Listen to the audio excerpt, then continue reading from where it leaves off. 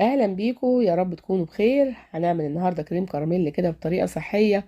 مكوناته بسيطه جدا، موجوده عندك في البيت، والطريقه مفيش اسهل من كده. خفيف وصحي، وتحضريه كده في دقايق. ممكن تاكليه بقى كسناك او تحليه بعد الفطار في رمضان، وكل سنه وانتم طيبين.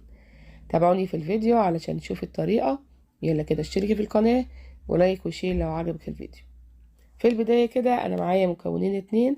معايا نص كوباية من اللبن، ومعايا بيضاية.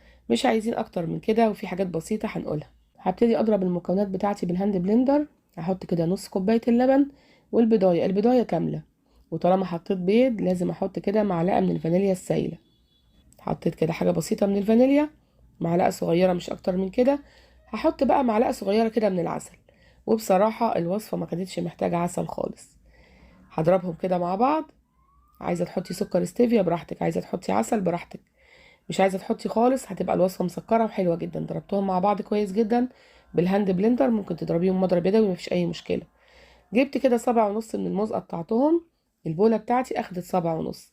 ممكن بتاعتك تاخد اكتر او اقل، عايزه تحطي برضو اكتر اقل براحتك. عايزه بلاش موز وتحطي تفاح او اي فاكهه انتي بتحبيها، ممكن انتي تدخليها الفرن مفيش اي مشكله. حطيت عليهم الخليط البيض واللبن والفانيليا. ودلوقتي هدخلها الفرن على درجة حرارة 180. قعدت حوالي نص ساعة، أو نص ساعة كمان و5 دقايق، هي بتاخد شوية في الفرن. غطيتها، وآخر 5 دقايق كده رفعت الغطا عشان الوش يتحمر. شايفين بقى شكلها، هي بتطلع من الفرن قبة خالص، وبعد كده بترجع تهبط شوية عشان الوصفة بتاعتنا فيها بيض. بصوا بقى الجمال والحلاوة، لو انت عندك نهم من السكر تقدري تاخديها كده كسناك، بتبقى فظيعة. ممكن تعمليها في الفطار، ممكن تعمليها بقى بعد الفطار في رمضان، بتبقى جميلة جدا. وعلى فكرة زي ما قلت لكم، هي مش محتاجة العسل ولا محتاجة كمان سكر، هي لوحدها مسكرة. يعني أنا لما حطيت معلقة العسل كان سكرها عالي شوية. أنا بتمنى تكون وصفتنا النهاردة عجبتكم، ولو عجبتكم بقى ما تنسونيش في اللايك والشير والسبسكرايب للقناة.